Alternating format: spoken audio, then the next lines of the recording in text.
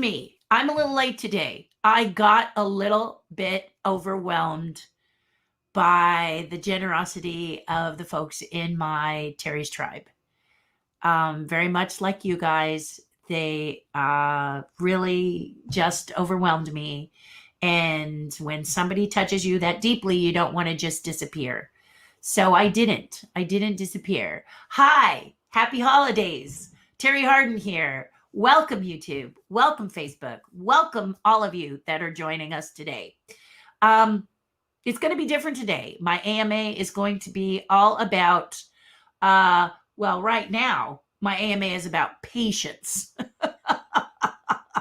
It seems my signal is a little start-stop. So if I disappear, just sit and look at the blank screen for a little bit, and I'm not doing anything but hoping that the signal will return. So heads up, signal pops in and then disappears. Just a little exercise, a little patience, because I don't know. Maybe it's extra cold where I am. I don't think so. It's not snowing. It could be anything, right? So thank you for that. So ask me anything. Hi, Terri Hardin's Ask Me Anything. Welcome. If you're new, you're going to find something a little different. I thought about it last Ask Me Anything, and I decided that I was going to give you guys something a little more than just me yapping and answering questions. I was going to talk to you about some things, show you some things, and I just remembered that I forgot to show my patrons something very important. We were so busy today that I'm going to have to leave it till Monday. I'll share with them on Monday. But if you want to be a patron, if you're sitting there saying to yourself, what the heck is she talking about? I'm going to show you how to go to Patreon. There it is, right there, and see how you can become part of the tribe. Your voice is very much needed and very much appreciated. So if you'd like to, wow, that's good. If you'd like to be a part of it, here's where you go. Okay. Many of them today sent me some beautiful gifts. One of them was this lovely Star Wars. This right here is a cachet, meaning the 40 years, and this is a cachet, and then the cancellations and the stamps. So this is where these stamps came from, Portugal. And I'm so grateful for those. Chocolate and some really cute little characters came for me because I worked on Ghostbusters. So we'll share a little bit with you here. And then my love of Paris. We've got, he's trying not to get out. He must have went back to bed, is the cute little Remy too. So just so generous, so thoughtful.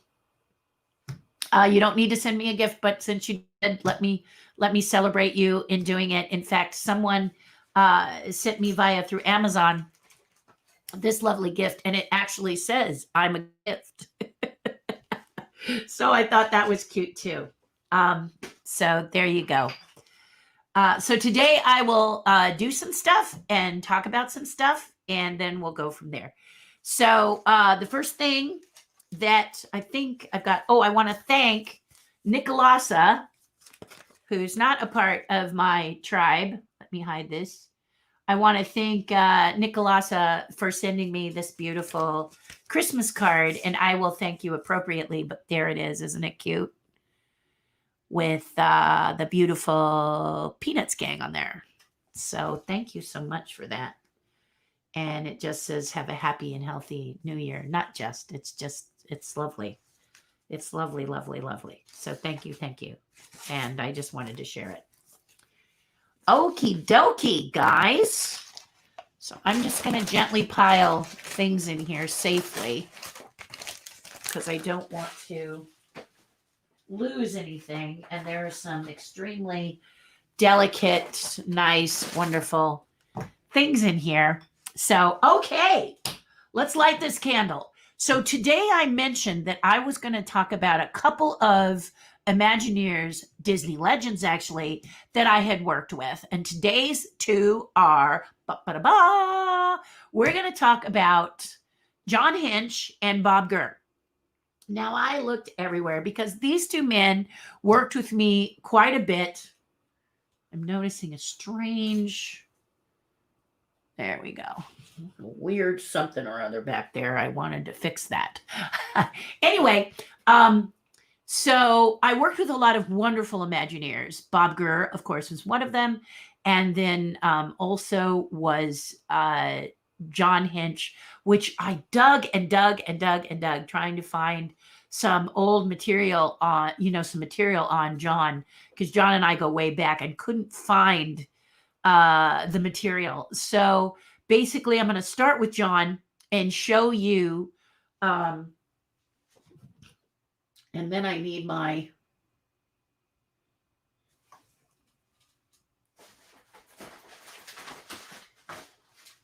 There it is. My question sheet. You can ask me questions in the comments. I will jump over there periodically today. This will be a little bit shorter, but it's also going to be not only the questions that you sent in or Leo collected or Leo decided to ask me, but also it will be in the comments as well as I take you on this journey through some of my favorite Disney Imagineers and Legends. Now, today it's just going to be 2 or maybe 3. We'll see. But if you like this, if you decide you like it, just let me know. Okay? That's what I'm trying to say. All right. So we're first going to start with something I found when I was cleaning. One of the questions in here I noticed was, let's see if I can find it.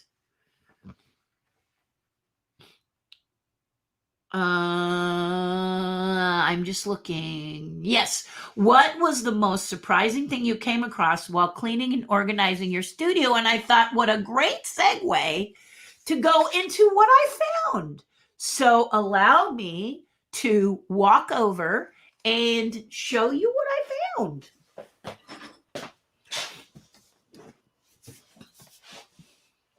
Here it is. Wowie zowie. Big, right?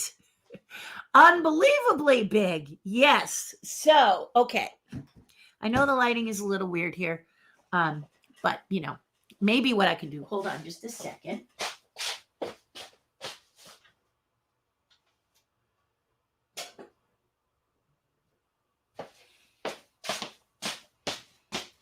That kind of helps it. I'm a nice little orangey pinky color on this camera. Anyway, guys, this is it. This is my John Hinch shadow box. And like I said, John Hinch and I have been friends for a very long time. We worked very closely together. And John Hinch was very instrumental in the building of Disneyland and many of the other parks. He was at the right side of Walt often, along with people like Herbie Ryman and Blaine Gibson, who we'll talk about too, and all kinds of great people who make up the Imagineers. So this is quite incredible. There it is. This is so cool. Okay, so here is a picture of John right here. I'm going to see if the light, because I got to be careful with this light, because this light could damage or keep you from seeing. That helps a little bit. There we go. Let's do that. There you go. There you can see it. Okay, so I was at a charity event when, and let me just move this so you guys can, there you go. There you go. I hope you can hear me better. You can still hear me, but not have that microphone floating. But anyway, and I put my picture in a picture so I could talk to you, but you would rather see this anyway. So here's a great picture of John. And this is later in his life. And I'm going to tell you a great story about him. But these are many of his sketches. These are also a lot of John's tools in this shadow box. And what happened is this was put up. He donated, he put this in a special auction for a charity that was important to him. And I won it. And it's very special to me. His actual paints that he used, his brushes, his tools. Isn't this cool? And then his sketch behind here and his signature here. And so I'm going to put this up in my studio. I'm so excited to get it. I could not remember. Sometimes when you do something, you can't remember where it has disappeared off to, and now it's back in my life, and I'm so glad to have discovered it. And you can see all of these things are him. So all of this stuff he did. And if I pull it up a little bit tighter, you'll see that they're Mickey's. Okay. Isn't that fantastic? Yes, it's great. So this is the most exciting thing that I found when I was doing when I was cleaning, was I found this, and you can see how big it is. It's pretty big. See? Isn't that awesome? Yeah, I'm so proud of it. I'm so happy to have it. Yay. John was going to go. John knew myself. There is a little bit of an angle, so there's not much glare, but there he is again. He not only knew me, but he knew my sister who worked at Disney as an Imagineer also. He knew my husband, and when I was going to marry Lindsay, he was going to come to the wedding. That's how close. But then he passed away, and it was heartbreaking that I wasn't going to get to see him. And he was a lovely guy. I could go up to his office often, and he would sit and talk with me, because artists go through stuff, don't they? And when artists go through stuff, they sometimes are feeling a little melancholy, or feeling maybe they did something wrong, or maybe they're having a challenge with their work, and ba-bam, right? So I'm going to turn this light off because it's a bit bright for this camera. But anyway, so there you have it. There is one of the most exciting things that I found while cleaning. And it features one of the Disney legends who's very special to Terri Hardin. Okay. John can be very special to you as well.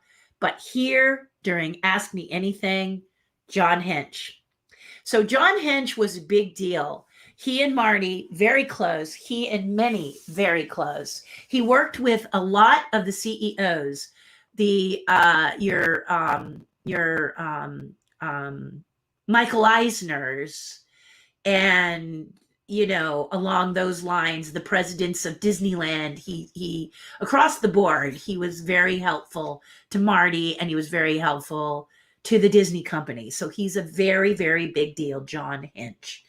And one of the things that you will love is that I remember that some of you last in the Monday time in the comments, you missed the cruises. So I'm going to share with you a John Hench story and the cruises.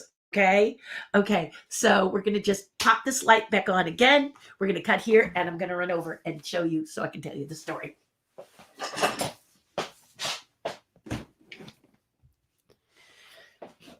Terri likes visual aids. So here is a cruise ship. Getting back in my chair. Here is a cruise ship, and here is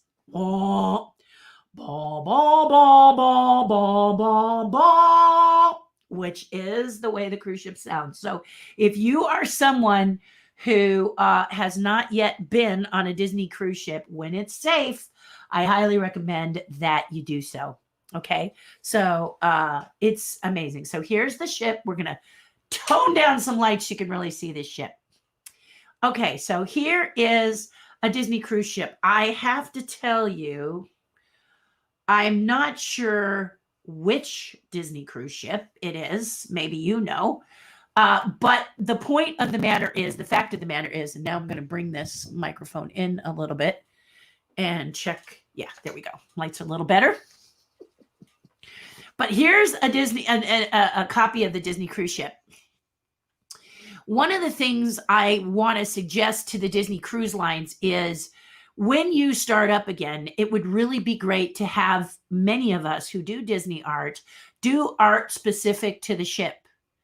So perhaps the Disney Wonder or the Magic, like the Disney Magic could be Little Mermaid, and the Disney Wonder might feature some Moana.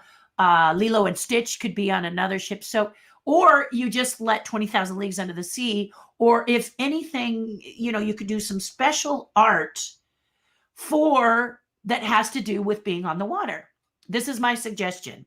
If any of you out there is someone who can make this happen, please contact me. I have some great ideas on some sculptures I'd love to do that would be exclusive to the Disney Cruise Lines.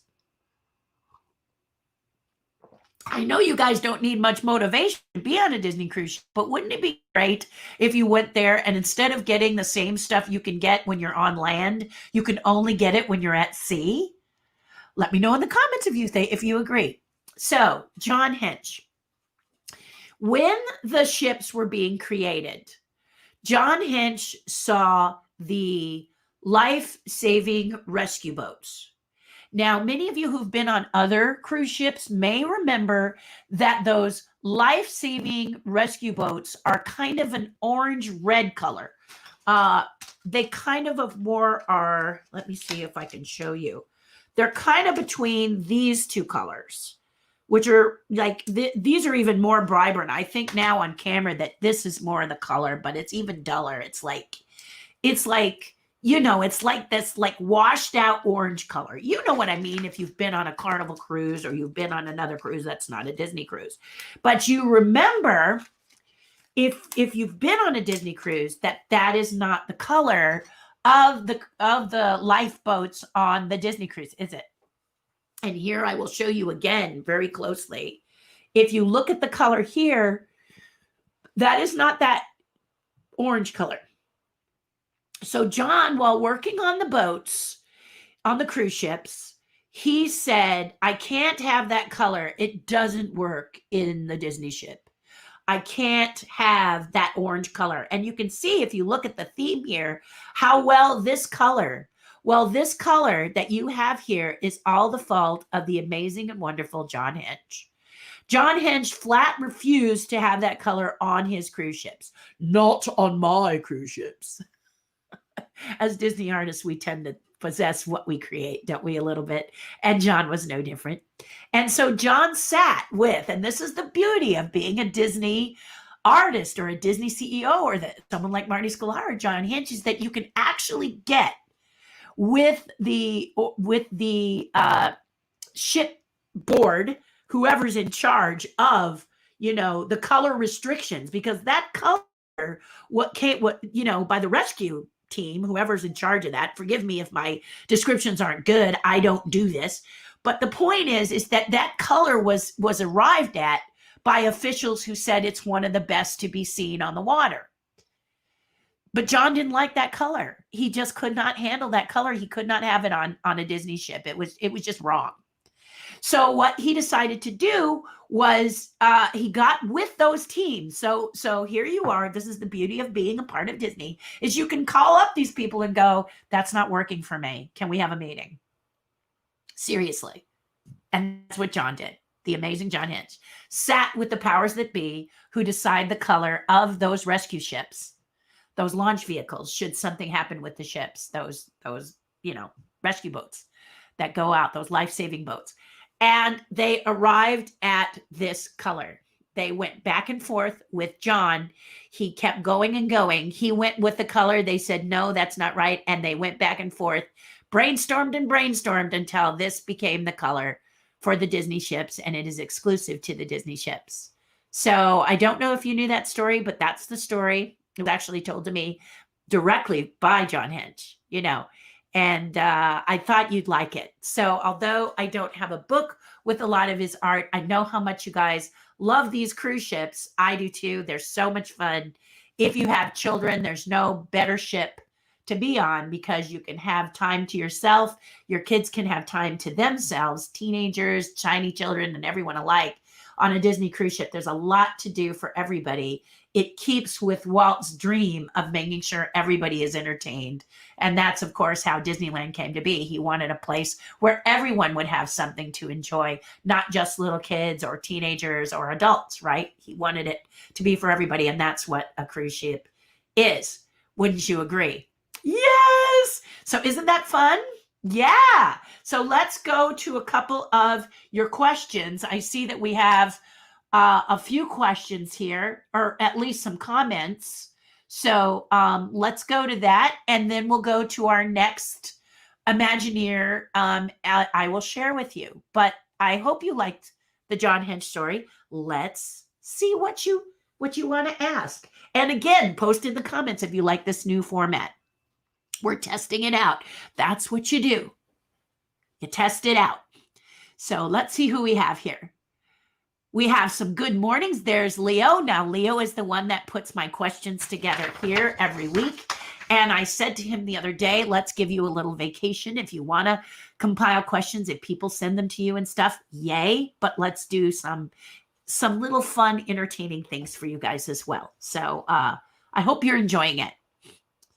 And I'm coming in loud and clear. Yay. So basically, mini, okay, co-op clubs, I know, is working on a mini Ecto 1. So Michael Clarkey is mentioning Ghostbusters because I showed my, where did he go off to? Oh, here he is. I showed my little guy. So yeah, there's a lot of people that love Ghostbusters and touch my heart every single day. Hello, Greta. So right now we're just looking at, yeah, squirrel. We're just looking at who's in the house as we go here. And maybe I do this at the top of the hour. So we'll see, I have to wonder if you can.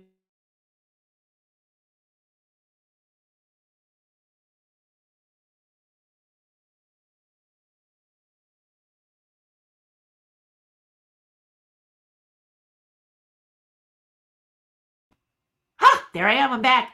I'm really happy to have it because John, I've got some Imagineers you may or may not know of in the forefront.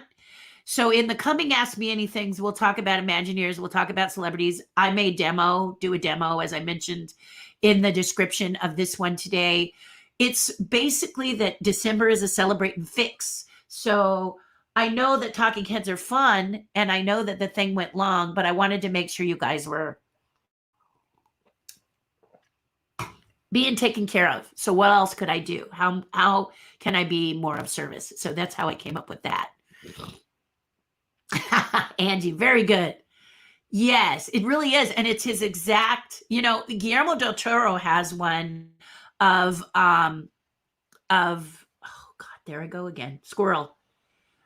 It'll come to me. James Whale, who was one of the early, more scary creators of films and stuff. He has a James Whale sort of shadow box with James Whale's original paintbrush and utensils. So I felt a little Guillermo del Toro with John's. I got mine. Well, we might have got him at the same time. I don't know. I never asked him. I never asked Guillermo, but I love that, and it's going up. I just want to find a place of honor for it. I need walking music. Okay, I'll see. Maybe I'll hum something. That's a really good idea, Michael. I'm going to put that into advisement. Disney History Institute podcast with Todd James Pierce recently had a 5-part podcast on the history of John Hench. There you go. So I'll have to check that out. I do too, because I have some letters from him. Like I said, the nice thing about being an Imagineer is other Imagineers are very generous. This is a job that is magical, or at least it was when I was there. And Marty, I as you've seen, guys, those of you who've been with me a long time know that I can be high emotional. I can be, very rarely low. But when I was confused, I didn't know what to do. I didn't, blah, blah, blah, blah, blah. These guys helped me. And John was one of those people. John was always the wise owl, if you will, that just sort of helped me understand the entire working of all the diamonds of the Disney company. Because you've got Disney Channel, you did have Disney Channel. Now you have Disney Plus, and you have Disney Interactive, and you have Disney Gaming, and you have Disney DVDs, et cetera, and you have Disney Pictures, and you have Disney Merchandising, Disney Animation, Disneyland, Disney World, Disney, you see what I'm saying? And then Disney Imagineering. So John helped me to put in perspective all of these facets together, because often I would be loaned out, if you will, from Imagineering to work for Walt Disney Pictures, or loaned out, if you will, to work for the Disney Channel, and in some cases for Disney Animation. So that kind of could mess with my head because it's very different from other corporations. So this is why John Hench was such a big help to me, and a blessing, an absolute blessing. So I wanted to share with you him today, and I just crack up at this part because this is so Disney. Okay, no, that won't work. Okay, so your entire fleet, these rescue boats, these life-saving vehicles don't work. So I need them another color. I mean, that's Disney for you guys. So the next time you're on a Disney cruise, take a look at those boats and thank John, because I love that story. That story just kicks me up. It's just fantastic. Yeah, thank you, Molly. It's like the Mickey Mouse shoes yellow. Now, the Mickey Mouse shoes yellow, honestly, are a bit more yellow. These have a bit of, and I know it's hard for you to see here, but these have a bit more. Let me see if I can cut to this one and show you a little better from this one. Let's put a light on.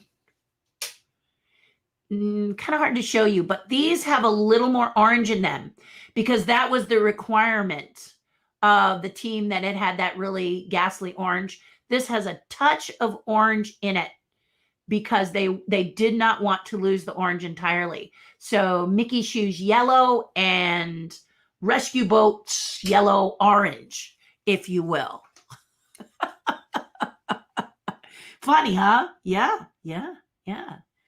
I do too, Michael. I love it too. And thank you, Tammy. And I love a story that I can share with you that you might not have been able to find in a book or in a TV special, because each Imagineer has a different experience, don't they? And my experiences are very different.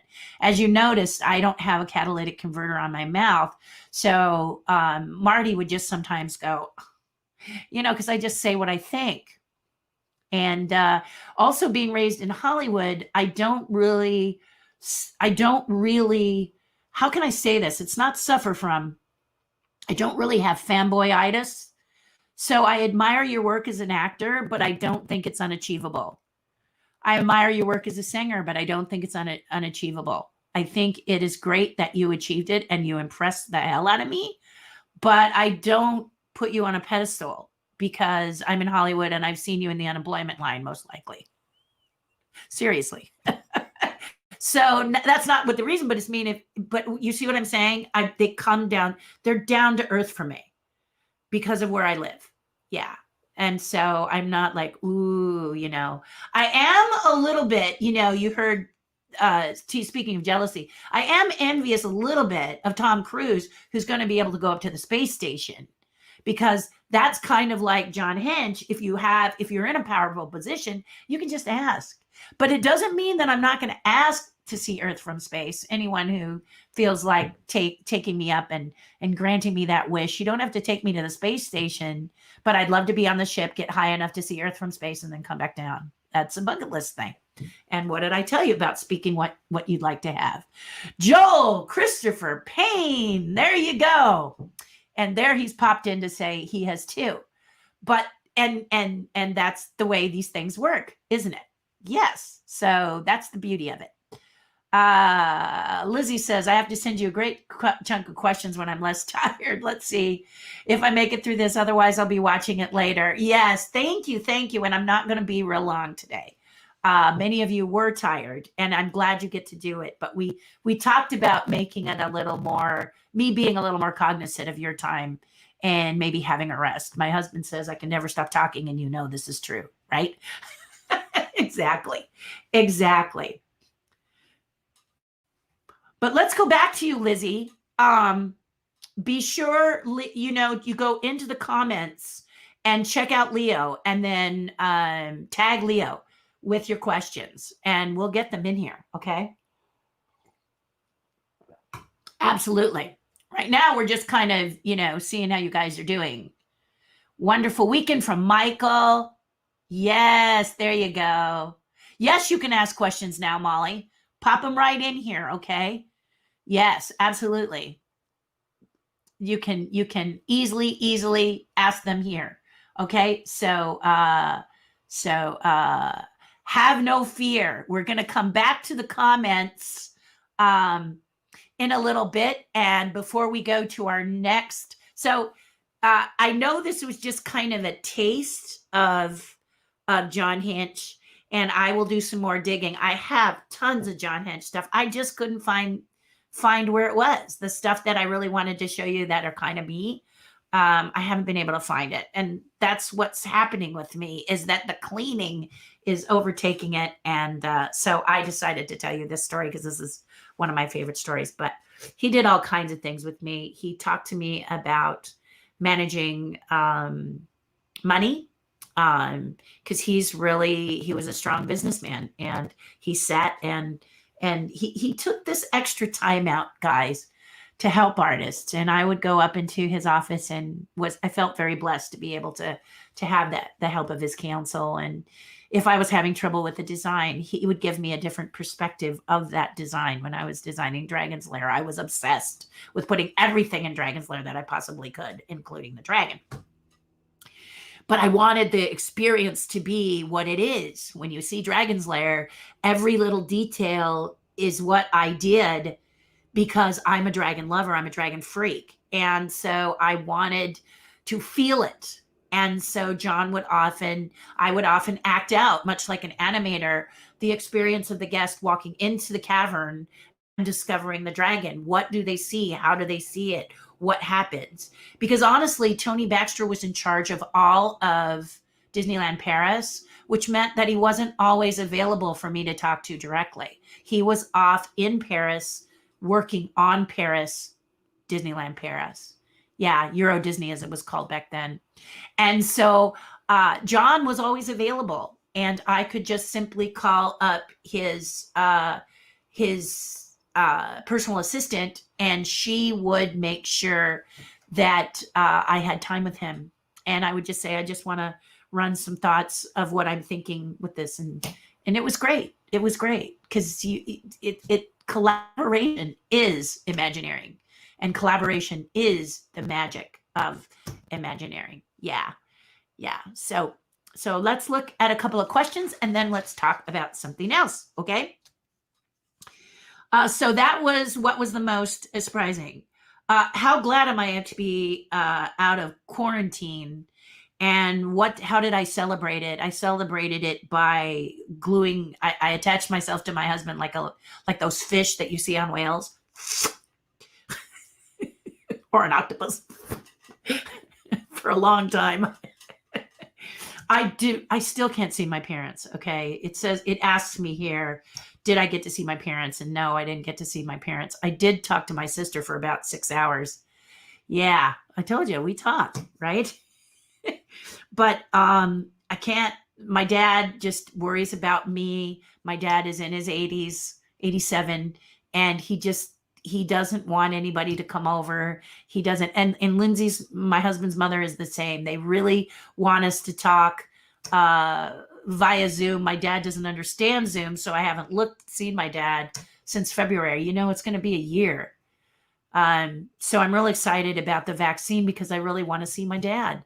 So my mother is in a convalescent hospital, and they are still in a serious lockdown. I might, however, get to see my mom. I have to find out. I've emailed the caregiver, and I want to find out. She was moved.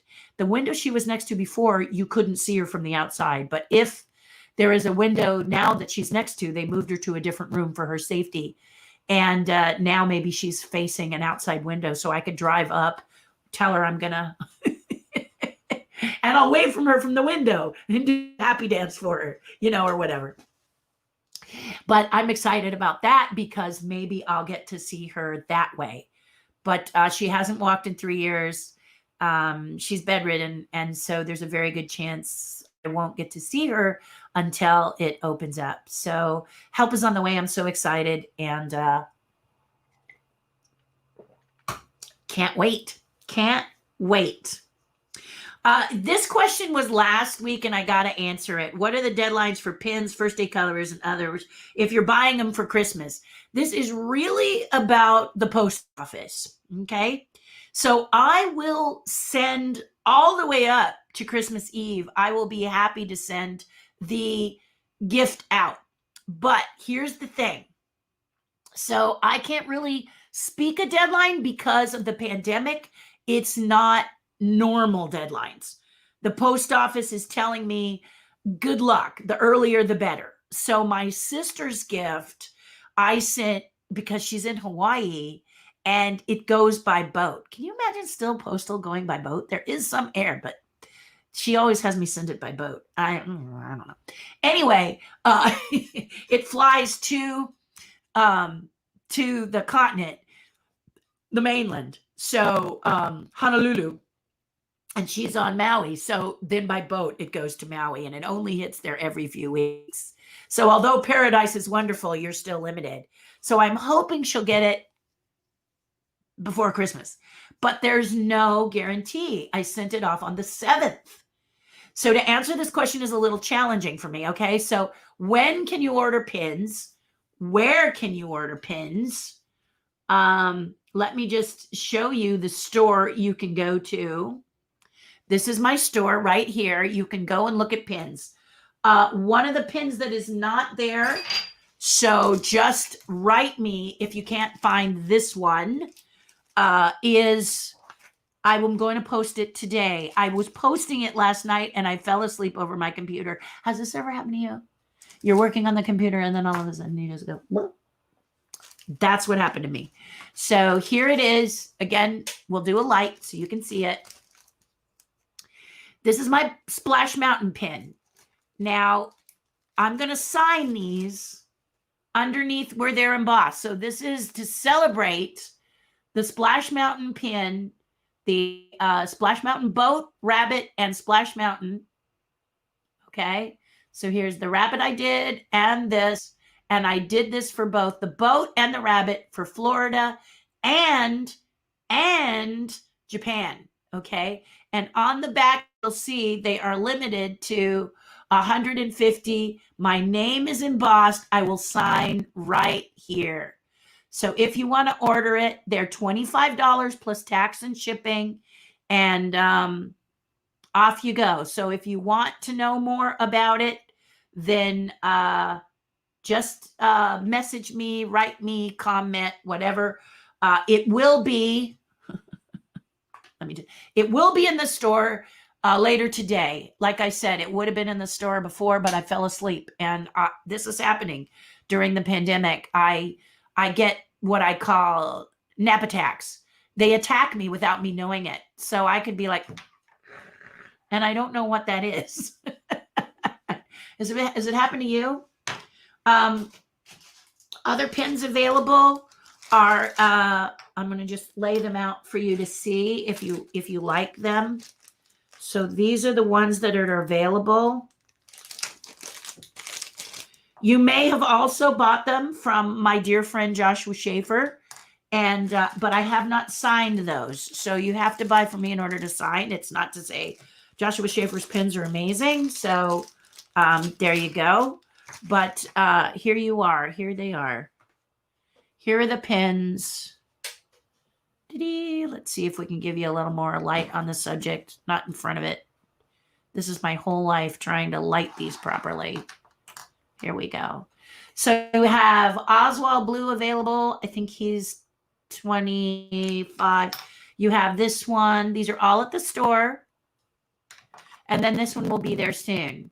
If you're a member of Terri's Tribe, you can also purchase exclusive to Terri's Tribe Oswald Gray, and then you get a little secret gift for the holidays when you purchase a pin, and you are part of the tribe.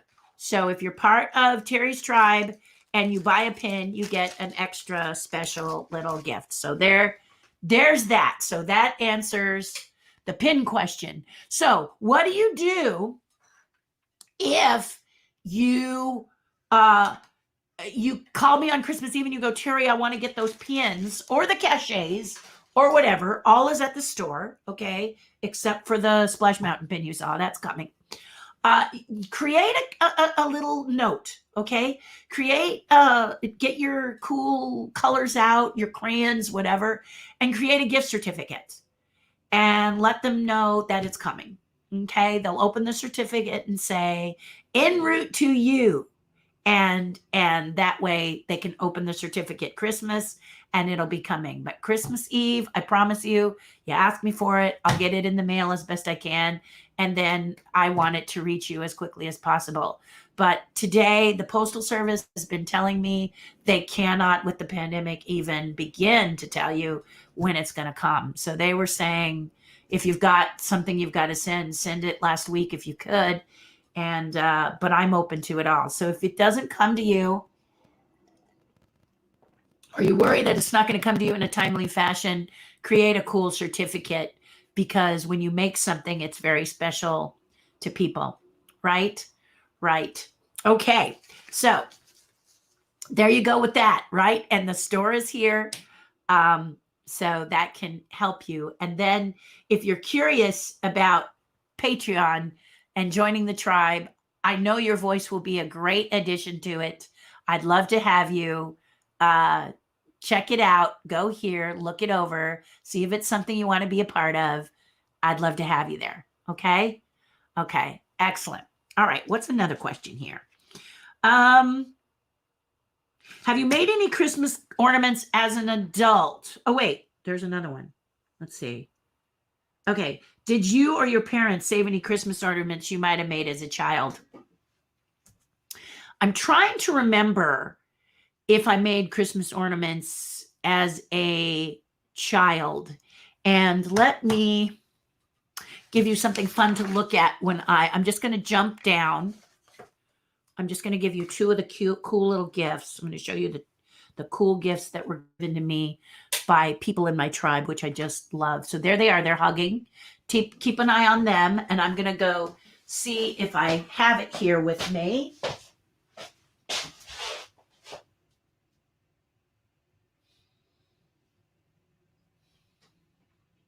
I know I'm being quiet, but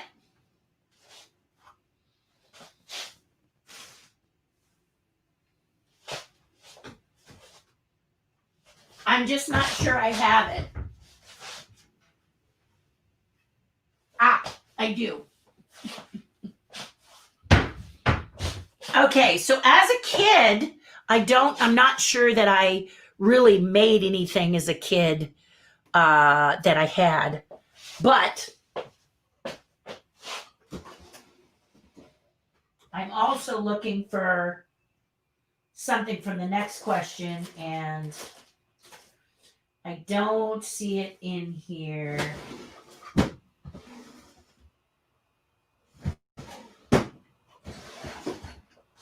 Are you enjoying Remy? You're like looking at it going, why are we staring at a Remy? You're staring at Remy and the little guy because I've got stuff to show you. So, all right. So as a kid, I made a lot of ornaments. It's probably paper that I did. But as an adult, I did these. Okay, so this is a glass ornament. And then I knitted. Yeah, I knitted these ornaments. And the thing is that this one is my tester, so it doesn't look the greatest. But I did green, gold, and red. And I made sets of 4 for my family. And I made 15 sets of 4 ornaments each. And then you hang them on your tree. And there they are, the hand crocheted. I think made gifts are really cool, aren't they? So that's the one that I did as an adult. As a kid, I did Easter eggs. I remember doing Easter eggs, but I cannot remember if I did any ornaments. I actually sculpted, now that I think about it, I actually did sculpt people in little diving suits for someone who had the Nautilus from 20,000 Leagues. And they hired me to sculpt these little micro figures to go next to the Nautilus. And it was a string of Nautilus. I don't think I have that figure, but I do have small figures. So maybe next time I'll show you that so you can see that. And then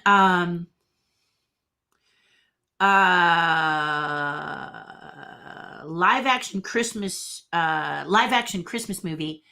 And then we will go to the next phase of what's the next Imagineer? Bob Gurr. And what's interesting about this is my friend Jim Alstonbridge did a segment where he interviewed Bob just yesterday. And he said it went well. And then it's funny because I said, oh goodness, I got to do a Bob. I'm doing Bob Gurr today. I want to talk to you about Bob Gurr. Now, the reason I decided on Bob Gurr is because many of you guys know Bob. And I do too. I love Bob. In fact, I really, really, really, really need to call him. It's important that I call him. And I haven't yet. I meant to, but the crazy stuff, things, but anyway, so I decided to celebrate Bob, and I've got a couple of great stories for you on the amazing Bob Gurr. And you guys know about Bob, right? Bob is responsible for Autopia cars, monorails, everything Disneyland pretty much gets back, ties back into the amazing Bob Gurr. So he'll be next. One more question and we'll do it. So live action Christmas movie. What is your favorite? I have several. And one of the things that is challenging me this year is the Christmas spirit is not as rampant with me. And I couldn't understand why. In other words, many people were putting their lights up early. I have not done that. Many people have a Christmas tree. I do not. Many people are putting ornaments up. Yeah, no. And so I've driven through, like yesterday, I slipped out to get my hair done. We're in lockdown and hairdressers are not working, but my hairdresser is also my friend.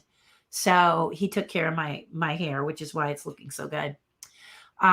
He has a daughter with a high immune deficiency. So we have to be sure that we know the practices of each other during this pandemic so that we don't infect each other, because there are times when we cannot be 6 feet apart. We're always in masks, always. And he's usually behind me. And then when my hair is drying forever, he's not even in the room. It's a very private, there are no other people. There are no other hairdressers. There are no other clients or customers. He does them in a conga line, and because we need him, and he needs to take care of his family. So if you know their practices are good, you do what you can, right? Because this takes genius, not just, I don't go swimming in the ocean and it happens this way. It just doesn't work that way. I have a guy who really does all the great work. So, so the Christmas spirit has been a little elusive. And that's why I wanted to talk Christmas movies, because I'm hoping to see Christmas movies, and I hope you put in the comments your favorite. I was saying earlier with the tribe that my favorite are Miracle on 34th Street, The Bishop's Wife. These are older films, black and white. I love black and white. And then Song of Bernadette is my religious movie that I love. That's about miracles and faith and belief and suffering. It's unbelievable. Such a great movie. If you haven't seen it, it's just beautiful. And then, anything with a miracle in it, I love. And then on the lighter side, Rudolph the Red-Nosed Reindeer and A Charlie Brown Christmas. Yeah. So I know there's more. On Christmas Day, we watch The Never-Ending Story, better known as The Christmas Story. When I first saw A Christmas Story, I didn't like it. But now that I am, who knows, more mature, more older, what's the word? I absolutely adore it. I can't get enough of A Christmas Story. I really, really love it. And I race a lot. I'm not a runner. I'm a run walker, mostly like a walk runner, but I want to go do that race that they do, Christmas Story, where you run to the house that they filmed and back, because a fan bought that house and made it a museum. And now they have this really cute race that they do. And I want to dress in the rabbit suit and run the race because it's snowing when they run it. It's January. But of course, they can't do it this year because of the pandemic. But I'm geared up. I tried to get some friends to do it with me and do us all as, make their outfits as different color rabbits. So we're all wearing that rabbit suit. Keeps us warm. And we're super cute, right? So that's what I'd like to do for that because I really love A Christmas Story. So, okay. Now, drum roll, please. Let's talk Bob Gurr. Da-da-da-da-da. Since you wanted that music. Da-da-da-da-da. Da-da-da-da-da-da-da-da-da. Bob Gurr, this is your life. Not really. But anyway, as you guys know, or maybe you don't, the amazing Bob Gurr created a hardcover book. He made the announcement when he created this book, he was only going to do 2000, period, end of story, not going to do anymore. Many begged him to do this book. And those of you who collect books or love books as I do, probably have quite a few of the Disney coffee table type books in your collection. Well, the Bob Gurr one was really very, very special to me because Bob is like me. He kind of tells it like it is. He's not real corporate, if you will, when he answers. He answers truthfully, joyfully, and honestly. And this is why I think he's one of my good friends, is because I'm the same. I think he does it in maybe a little classier way. And then he also called me a genius, which is one of the sweetest things anyone's ever done, especially when they are like Bob Gurr, who to me is genius level. Okay. So it's great to call him friend. And I miss having breakfast with him. I used to take him to breakfast and I miss doing that. But I decided to celebrate the amazing and wonderful Bob Gurr. Here's the book. So I was not, I was not aware of this book right away. And this book sold like wildfire. In fact, if you can find it today, it's hundreds of dollars. And the reason it is because Bob is keeping to his word. He's not doing another edition of this. This is it. It's done. It's finished. And I suddenly realized that I should have brought I have this plan right here because the flying saucers are my favorite. So I have this. I got that from Bob. And so I will make a note to share that with you at the next AMA because it's in the house on my wall and I can't grab it, but I will show you which one it is. I wanted to show you this book because it's hardbound. I did a book myself, but it was soft cover. And so I'm getting ready to redo it next year. This is my book. Bob actually signed in my book. Not this one, but this is my book, and my book is paperback. So one of the things you all said is it needs to be hardback like this because you're collectors and you like quality. So I did this to see if anyone would read it. We know you'd read the Bob Gurr book, but would you read one, Terri Hardin? Really? Maybe? The answer is yes, and you did. And then you commented on certain things about it that you liked and thought should be improved. So hopefully next year, I'll be able to update this and do it the way you have asked me to do it. But it's a sweet little book, easy to read, and it will be a hardcover. But back to Bob. So here is Bob's book, if you haven't seen this, designed just for fun. And one of the things that irritated Bob about me, because I'm me, is I opened it up and the first thing I wanted to do was to read the back. I read the back. I wanted to read, I love reading stuff, right? But I wanted to read about,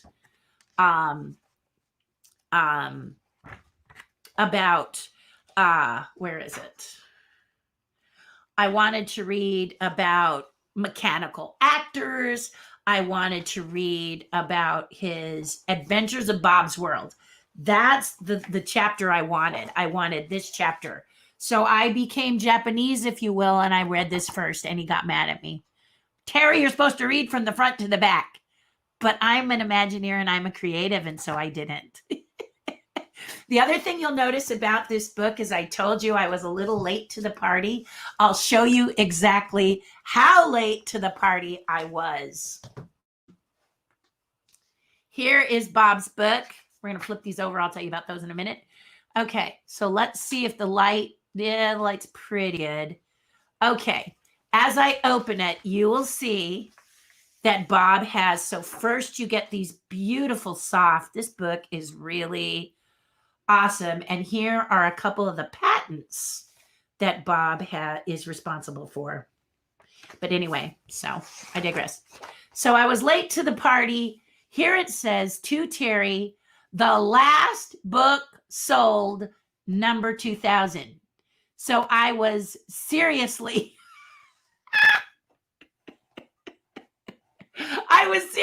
late to the party. And here it is. Here's his signature to me. And there's my Bob Gurr book. So when I say I was late, I just made it by the skin of my teeth. I could have missed it by that much. And so he wrote that in my book. Isn't that sweet? So there you go. So if you have not seen this book, understand this book. And again, just like Bob, my book has a foreword by Marty. So Marty did a lot longer version in Bob's because, they go way back. But here's my Marty version from Terri, foreword by Marty. See, so we're kindred spirits, Bob and I. We just seem to have parallel things happening, even though his art is mechanics and my art is sculpting and illustration and stuff.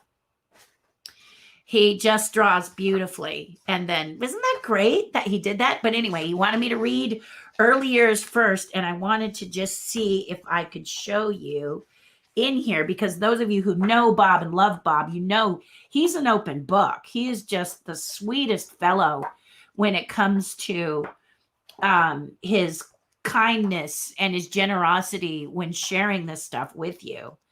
But if you can get your hands on this book, not quite sure why this is in there. Oh, I have no idea why that. Oh, but it's in there because here is my favorite attraction of all time, the flying saucers. And if you ever talk to Bob, he'll go like this, Terri, and the flying saucers, she's so annoying because I'm crazy about the flying saucers. As a kid, when they broke down, I wouldn't get out. So this is my favorite ride of all time, my favorite Disney ride. And here are the plans that he sketched out. So I stare at this page with love all the time. And this is my drawing that I got from Bob, this in this book. So next time on the AMA, remind me and have Leo help me to remember to show you the actual copy of this, because I have this sketch. So what I'll do is I'll show you the book and then I'll show you the sketch right next to it and you'll get to see it. So because he worked this out for me to have this, I had to, it's not just like he gave it to me. Okay. He didn't just give it to me. I had to get it, but I got it in a really cool way. I got it in a really cool way. So yay. So there it is, and there they are, and there's my ship. But this is a beautiful, beautiful. So I read this chapter and I read the back, and that's when Bob kind of got after me about Terri, why are you reading it that way? But it's a great book, and it's very, very cool. So I'm sure you all have stories on how you met Bob. How did Terri meet the amazing and wonderful, dynamic, supercalifragilistic Bob Gurr? And I have tons and tons of stories about him. But let's talk about how did we meet. Let me start over. Bob and I were both appearing at a convention, at a Disney type show where you could all come together, hear us speak, hear us demonstrate, and get stuff autographed and signed by us. Okay. And that feels so good. And Bob, I had not met Bob, but he flitted through the room, and I thought to myself, I'd really like to meet that man at some point. But you're kind of at your table doing your job, and sometimes you don't necessarily get to connect with people.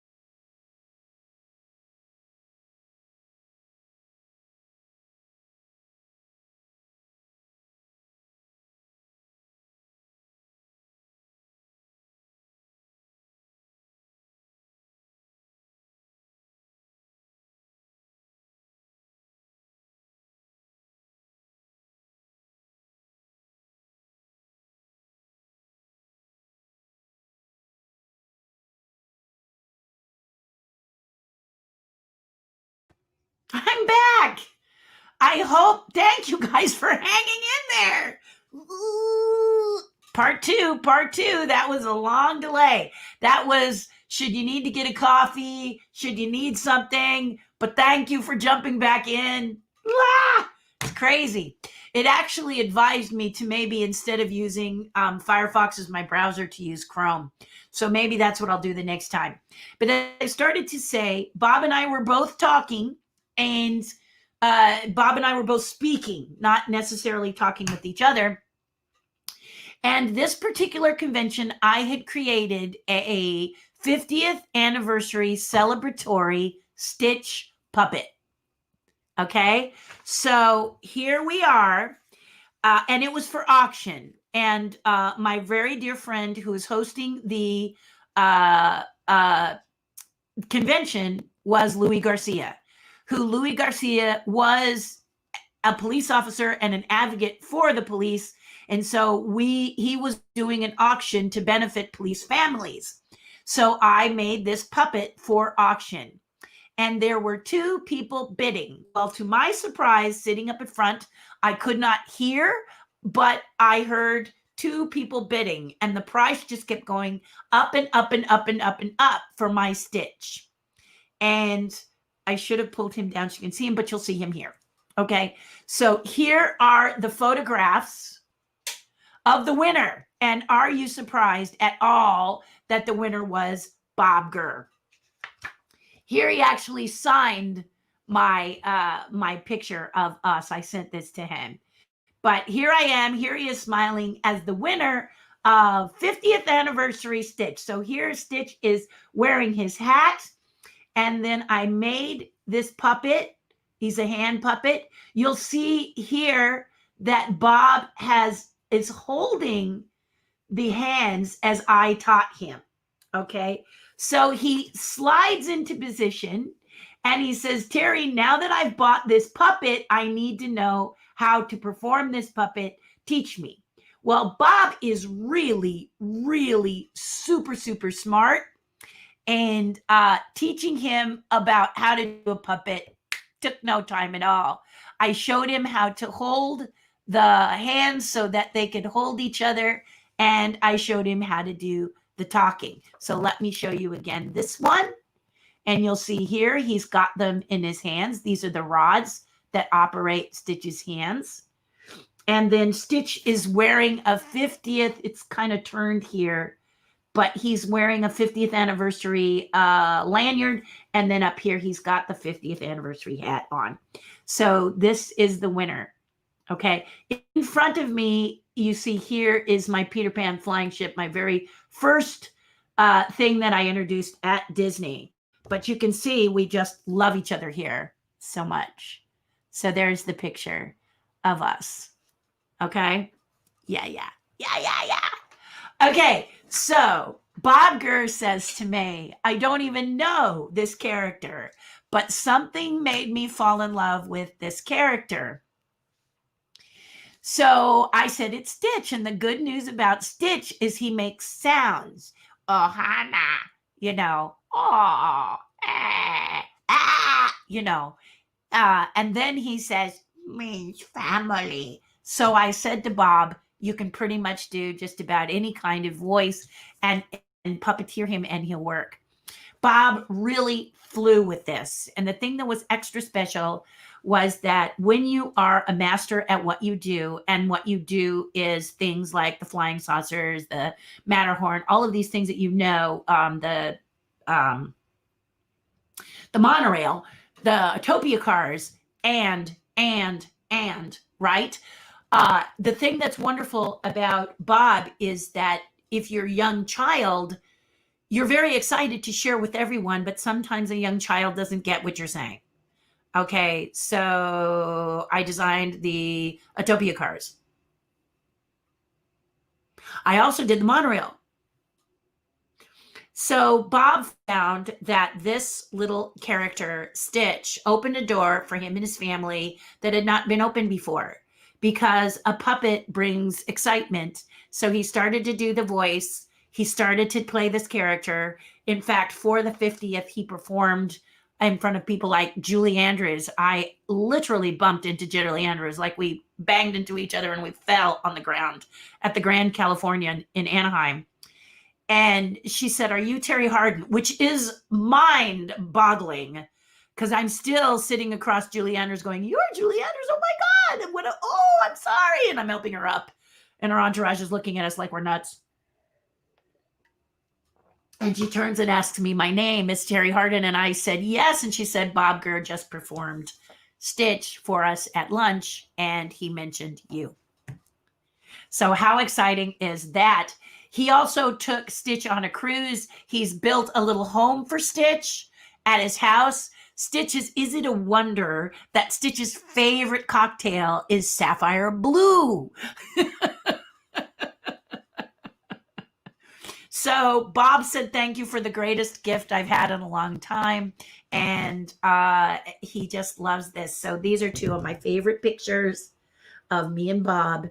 And that's how we met. And that's how our life began, and has continued to be a wonderful friendship to this very day, all the way up to that book that I managed to get and that I reread often. It is one of the few. I mean, when you get a coffee table book, you might thumb through it and then maybe you read it. If you're an avid reader, you probably read them all.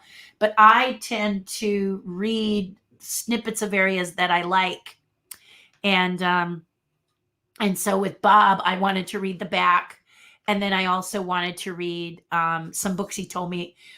He recommended some books for me, like The Disney War, I think it's called. Love that book. Just lots of books that are very helpful. And he had great Walt stories. So, you know, we're friends. So then so here's where we met. And our thread just continues. So we may not see each other as often as we like, but whenever we do, we're buds. And he'll tease me a little bit, or he'll say, you're always marketing, Terri. And I go, who did I learn it from, Bob? You. I'm always talking about what's next, what's happening, and what you can get from us. And Bob, and Bob Gurr taught me that. I mean, he does from coffee to experiences, and he often coaches me. He did before the pandemic on what I might do to create fun stuff for you guys.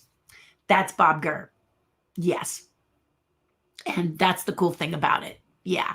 So tons of stuff as we go through life that we come together, we do. So we did together this event for Carrollwood where the Combine car, which now is at Griffith Park, many people like Tony Baxter, myself, Michael Brogy Jr., and Bob Gurr, and so many.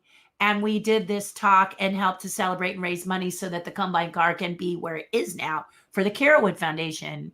And while we were on the train, we rode a train up to San Luis Obispo, and he and I had a bidding war on something for Carrollwood because we're generous hearts. And so we wanted to bid for Carrollwood because we knew Carrollwood could use the money. And Bob and I got in a little battle for the Retlaw buttons. So you may remember that before the Disneyland trains were sold to Disneyland, they were Waltz, and Waltz called them the Retlaw line. Disney, the ETLAW for Walter spelled backwards. So Walter spelled backwards is Retlaw. And the buttons that the people wore were little R's, little gold buttons and R's, and someone was auctioning off the 4 of them. And now that I'm talking, I probably should have showed you those too.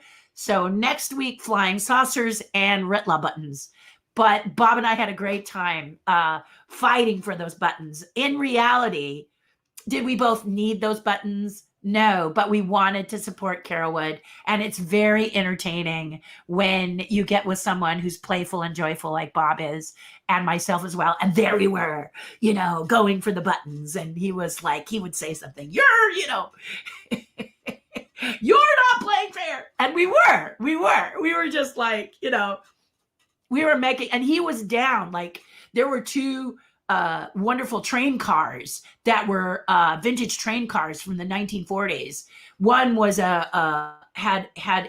was an observation car, so it was all windows, and then down below was like a cocktail car. So he was in the cocktail car and I was in the window car, and the person would come running back from Carrollwood. They'd go upstairs to me and show me the buttons, and then they'd go down to Bob, and Bob would yell, "Is that you, Terri? Are you bidding against me?" Stuff like that. And it was just all great fun. And the benefit, of course, was Carrollwood. So, so again, this is and you can see how happy we are in this picture. It doesn't change. It doesn't change. Another time he signed my book. So he came and he signed my book, which was so sweet for him to sign inside my book, just to support me and help me out. And Bob often does that and continues to say, keep going. You really are good at what you do. And he's that kind of a guy, which is the amazing Bob Gurr.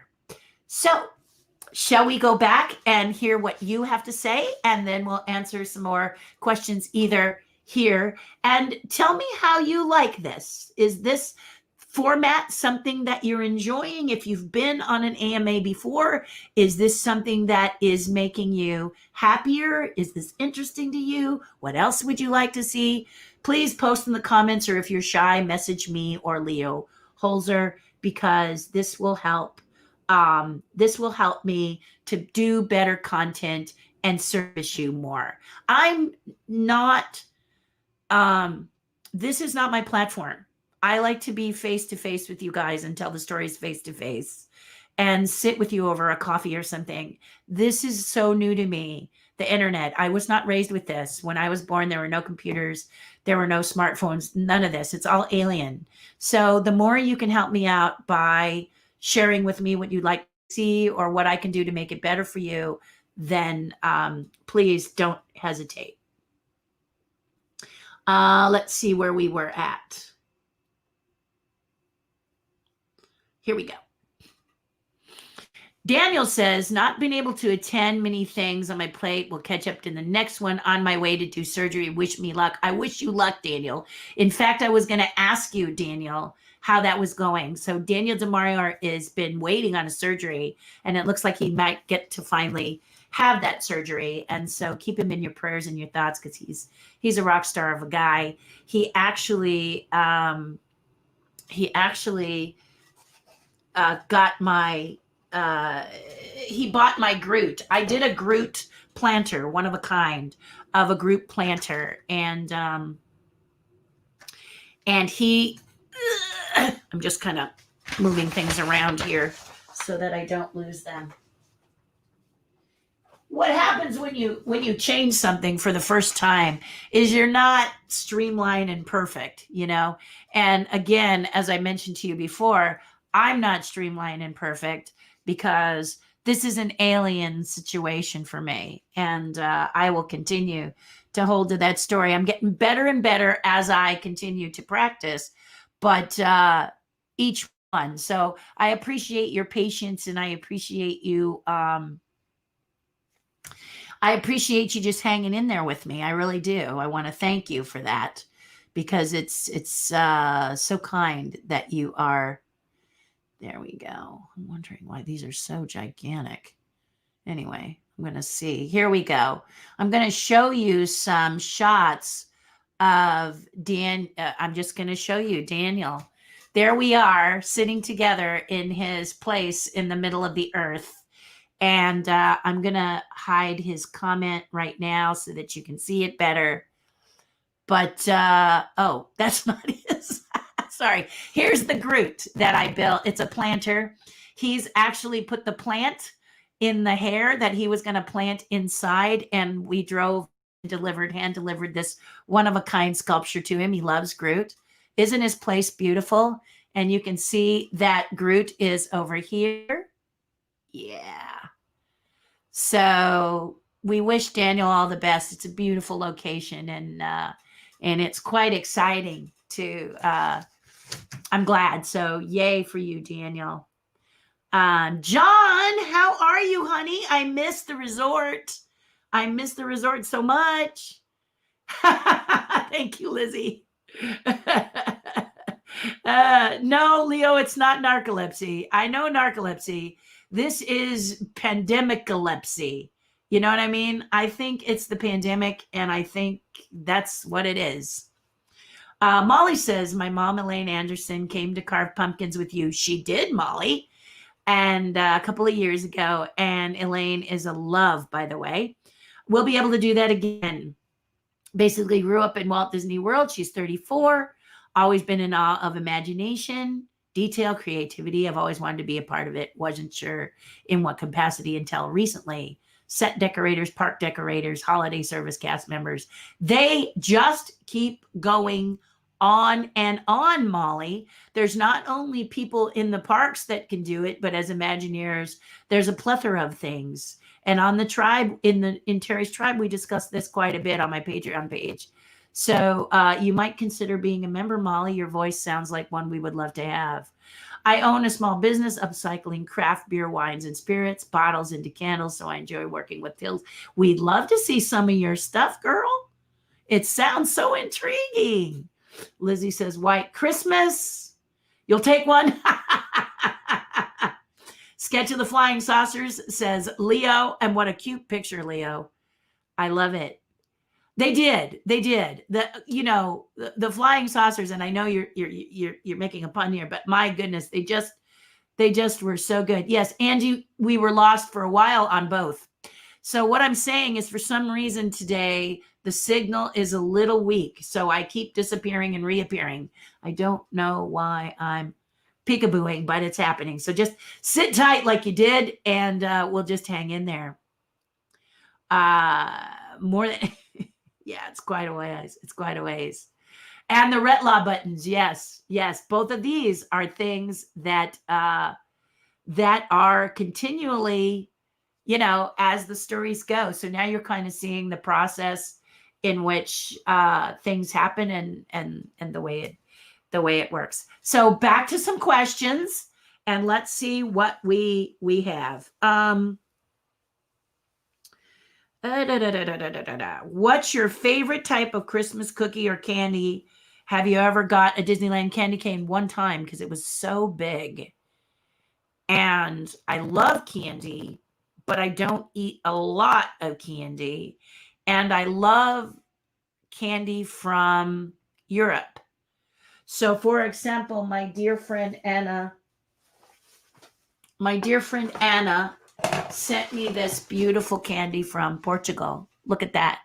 Now, is it a wonder that I like candy from Europe? Look at how, better. Look at how beautifully packaged this is, let alone there's chocolate inside. This is cork. It actually shows you how to open it. And then it has the story about the chocolate in the back in English. Isn't this a wonderful, beautiful thing to give somebody who likes candy? My friend, as well, my friend Michelle out of Great Britain sends me curly whirlies. And if you've ever seen how they work, they are the perfect balance between chocolate and caramel.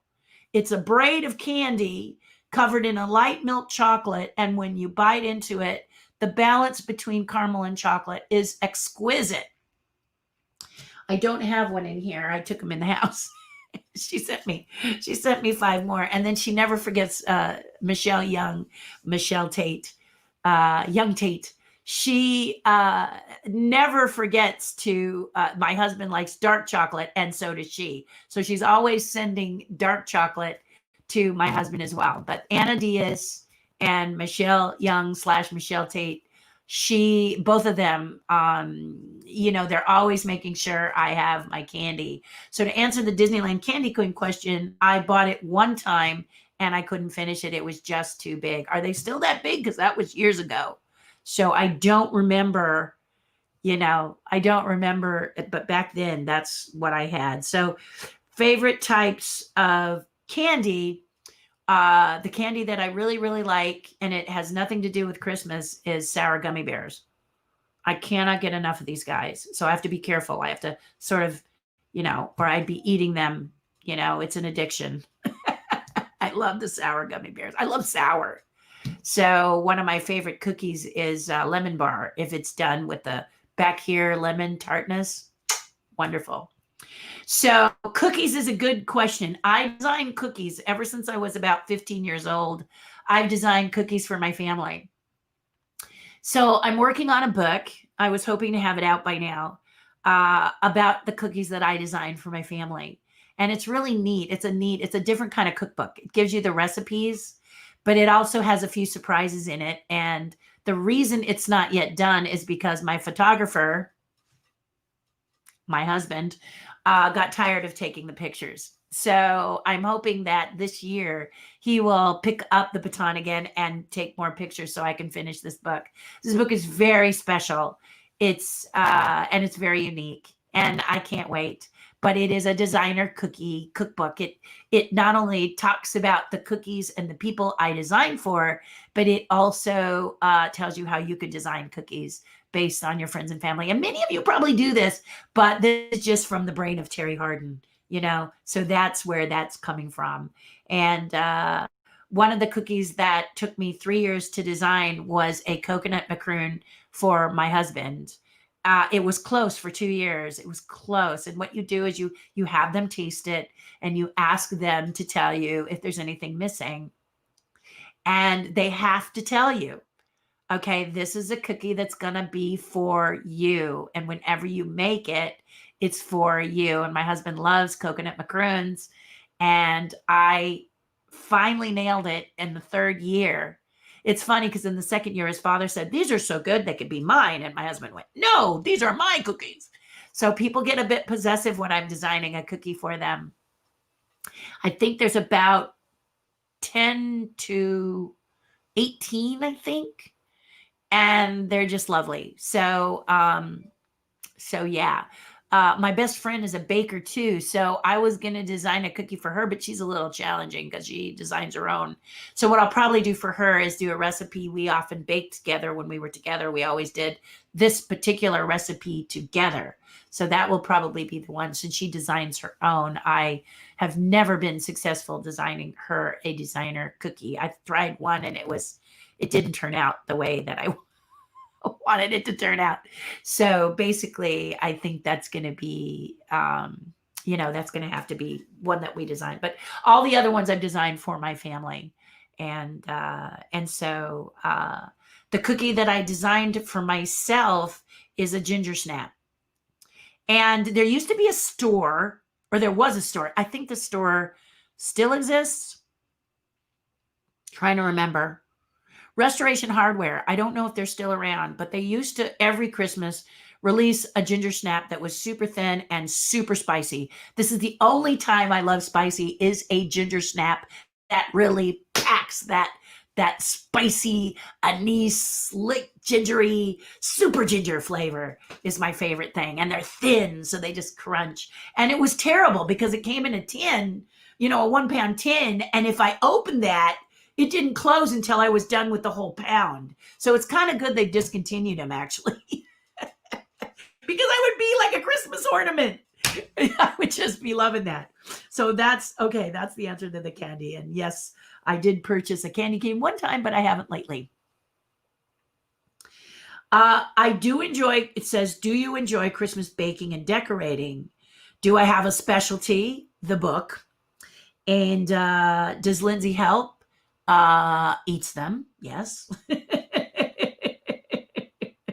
Do I celebrate any traditions from Lindsay's mother's culture? That is a lovely question. My husband is Norwegian and his mother is Norwegian. And last year in 2019, she took us on an all expense paid trip. All 13 of us, family members, on a paid to learn about Norway. It's the first time I got to taste Lindsay's grandmother's stew that she makes, and it's a 100-year-old recipe. Delicious. Ooh, so good. And then I love Norwegians because they love fish, and so do I. So that's some of the things. But the one cookie tradition that we always do, I do not make them, however. I made them one time, and the reason I don't make them anymore is because Lindsay's sister makes them. Okay. So here's a note about making cookies. Okay. When somebody has established they do this every year, and the cookie I'm talking about is krumkaka. I don't know if they're the little pinwheels that you roll up. You made them with an iron.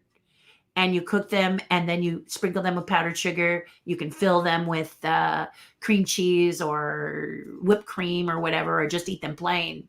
But krumkaka is a cookie. The whole Norwegian family loves it. Is it a Norwegian cookie? Don't know, but his sister always makes them. And you don't want to make the same cookie if there's even the slightest bit yours would be better. Are you following me what I'm saying here?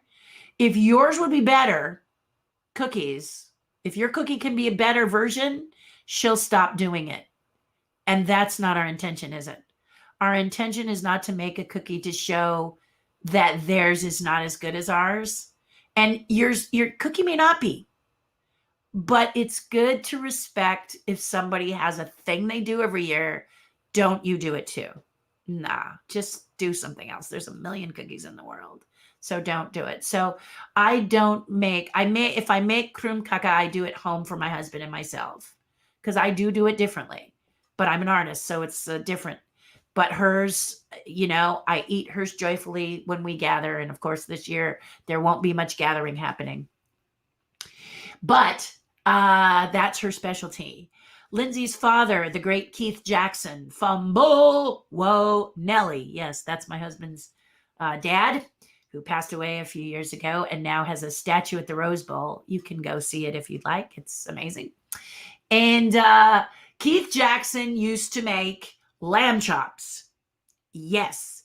And he was I love lamb chops. I love lamb chops. And I made a big deal about them anytime he cooked them. Why? Because it made him happy. And I had no problem doing it because they were delicious. So anytime he made them, I would bring in, like he would make maybe 30 of them. And I would walk the tray in and go, this is for me. What's for you guys? And it would always bring a smile to his face. And but if my husband and I made lamb chops, we did them at home. We never invited his father over to do lamb chops because just in case we might have hit on something that his father thought was better than his, he would have stopped. And that's not what giving is about. Giving is celebrating a person and their work. There's no reason. Sometimes you've got to just do something different. You don't want it to look like, oh yeah, that's a great lamb chop. Look at my lamb chop. Or your pie is nice. Look at my pie. In fact, when we were in Norway, these two really close relatives of Lindsay's mom. Okay, so their aunts or something. I met 50 relatives, so forgive me. There's so many. They knit those Fair Isle sweaters, those sweaters with all the single threads. If you knit, this is a career move in Norway. Okay, these are what they do, and they are a real work of art. And I should show you the Norwegian book. Leo put that in there. My Norwegian book where my mother-in-law was given the sweater hand knit by these amazing ladies. Well, turns out another one does it too. Okay, they compete. Well, I do just as well with the sweater. And now there's this rivalry going, and there's a touch of anger between them. And I just don't want that anger to happen. I want them to celebrate. I'm sure both women make amazing sweaters, and I would never knit a sweater like this. Okay, ever. Even if I could, I'd love to knit. But no, I think I'll stick to socks. So, so honestly, it's just you kind of choose, because some people take great pride in what they do, as I do with sculpting. But I have a different mindset. If you were to sculpt something that I have done, it's not because you're showing me yours is better. You're showing me that you got excited, you got inspired, and you wanted to try it. But that's not everybody's mindset, is it? No, it's not.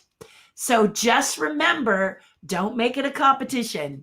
If you've got someone who believes they make the greatest turkey or ham for Christmas, and you happen to be social distancing with them, don't you do it too. It's just family advice.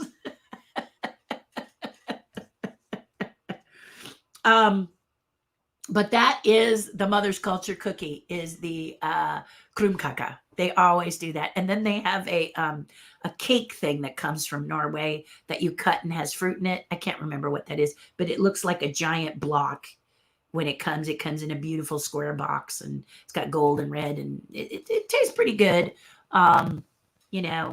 It's cool. And then for my husband's birthday, if his mother is so inclined, his mother is now 90, so she's 50-50 on being inclined. She makes the best angel food cake.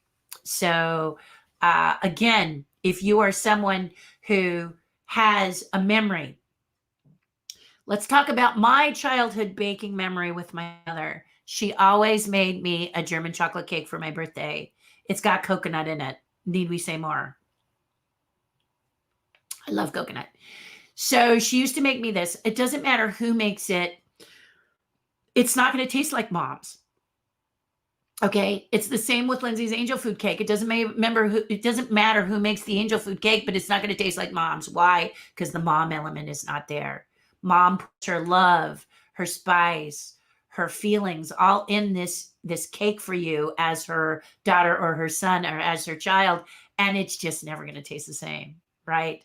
So it's such a joy when my mom is able to make that cake for me. I absolutely love it. I tried to have a piece this year and think about my mom, because my mom is in the convalescent hospital and she doesn't move much anymore. So I don't know that I'll get, I hope, but I don't know that I'll get a cake from her again. but no cake comes close. No German chocolate cake comes close to my mom's.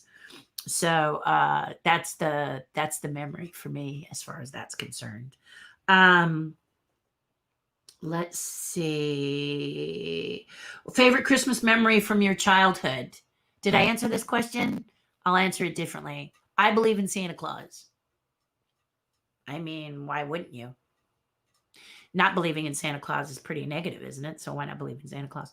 When I was a little girl and my sister and I were eager to get up in the morning and see what Santa Claus had brought us, we couldn't wait. It was hard to go to sleep on Christmas Eve. And as soon as the light broke, just like in A Christmas Story, we ran down to see what was there. Well, when we ran down there, we saw something magnificent. We saw dirty footprints, sooty footprints from the chimney to the cookies we had left for Santa, now gone, to the tree, and back to the fireplace. So actual sooty footprints Santa had left every year. So is it a wonder that I believe in Santa Claus? My mother would get up and go, "What a messy Santa Claus." But we as kids it was by far magical. Magical. All right. So I promised this was going to be a little bit shorter, and all of you are being so sweet to hang in there. Let's go back to the comments one more time, and then we will, let's see if there's one more that I can, I should show you the most unusual gift I got. And let's end with my grown-up Christmas wish. It's kind of boring. But my grown-up Christmas wish is that this vaccine works quickly, works well, and gets us back to being able to see people. I don't want to say the word normal because I'm not about normal, okay? But I want people to be able to make a living at what they do. I don't want them to have to worry so much about stuff. And I want to be able to hug a person again. I miss you guys so much. I want to be able to see you face to face. I realized the other day when I gave to an amazing charity, the Chalk Walk Charity, Children's Hospital of Orange County. My team is the OUAC, Once Upon a Classic Walkers. I gave them a bunch of stuff because we do a bingo game every Saturday. Thank you to some great people there that are running it.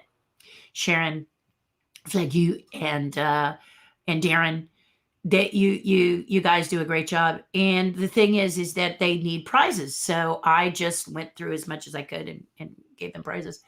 But the other day they came to pick them up from me because I'm staying at home. And we must have stood out in the front yard, 8-10 feet away and chatted forever because we just miss that energy. I miss that energy and I need that energy. So my wish is to get back to the energy and the joy. Understand that the vaccine, it's not going to happen overnight. In fact, a doctor said that the 10th month is about when we might all be able to have enough herd immunity that we could maybe not wear masks and get back to being near people without having to worry about it. So guys, it's not a quick fix. You got to be patient. You got to be strong. And it's going to be, it's going to be super cool. It's going to be good. So that's my wish. My wish is for us to be able to hold hands together, for me to fly to Europe and hug my peeps over there all over the world like I did in 2019, and create classes for you, create retreats where we can sit side by side and do something magical. I miss it. So that's my wish. And my wish for you is healthy, happy, safe, and know that I love you and I miss you. And yeah. So I hope you enjoyed today. I will pop back and look at the remaining comments. There's just a couple left. So let me know if you enjoyed this venue. Next, Ask Me Anything. We'll finish up some Leo questions. See, Leo, you don't have to work as hard anymore. And we'll talk about 2 more Imagineers. We'll show you some of the things I promised you from Bob Gurr, the flying saucers and the Retlaw buttons. I have to dig for those. I'm not quite sure where I put those. And talk to you maybe a little bit about Carolwood. And then also we will add another celebrity / Imagineer. Is there Imagineer you would like to hear about? How about John Horney? Have you heard about this guy? Have you realized how amazing he is? Or maybe I'll open a book and we'll kind of look through what Imagineers I worked with, and you can kind of see how, what, when, where, why, and we can go from there. Okay. So be sure to either at Leo Holzer or the comments or message me. Just let me know what you want.